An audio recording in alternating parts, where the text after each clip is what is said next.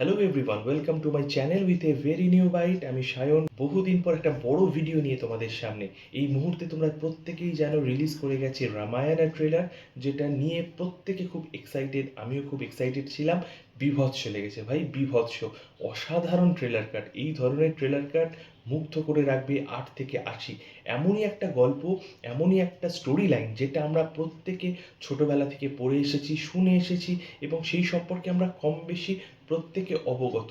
ধারাবাহিক হোক কিংবা সিনেমা, নানাভাবে প্রচুর মানুষজন, প্রচুর ডিরেক্টর প্রচেষ্টা করেছেন রামায়ণকে বড় পর্দায় ফুটিয়ে তোলার। কিন্তু এখানে স্বতন্ত্রতা এই জন্যই অসাধারণ হয়েছে। ভিএফএক্স এর কাজ, স্টারকাস্ট, প্রতিটা ডিপার্টমেন্ট ওভার বাউন্ডারি। প্রথমেই আসছি স্টারকাস্টে। রামের চরিত্রে রণবীর কাপুর যথাযথ এবং সাই পল্লবীকেও সীতা চরিত্রে খুব সুন্দর মানিয়েছে। এবং বলতেই হবে যশের কথা, রাবণ চরিত্রে তার অ্যাগ্রেসিভনেস বা তার স্ক্রিন প্রেজেন্স মুগ্ধ করবে প্রত্যেককে। তোমরা যারা যারা দেখোনি অবশ্যই এই ট্রেলারটা দেখো।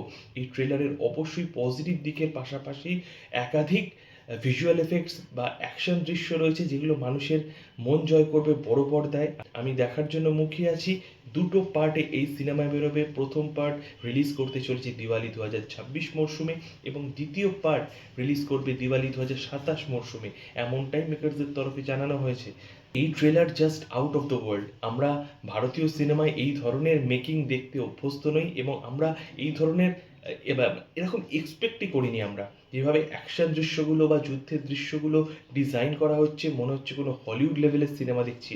প্রসঙ্গত বলে রাখি, 4,000 কোটি টাকার একটা হিউজ অ্যামাউন্টে বানানো হচ্ছে রামায়ণা। পুষ্পক রথকে যেভাবে ডিজাইন করা হয়েছে বেশ ভালো, যেটা ট্রেলারে দেখা যাচ্ছে। এবং পরবর্তীতে রাবণের সাথে ফাইটিং সিকোয়েন্স যেগুলো টুকরো টুকরো ভাবে দেখানো হয়েছে, খুব খুব ইমপ্রেসিভ।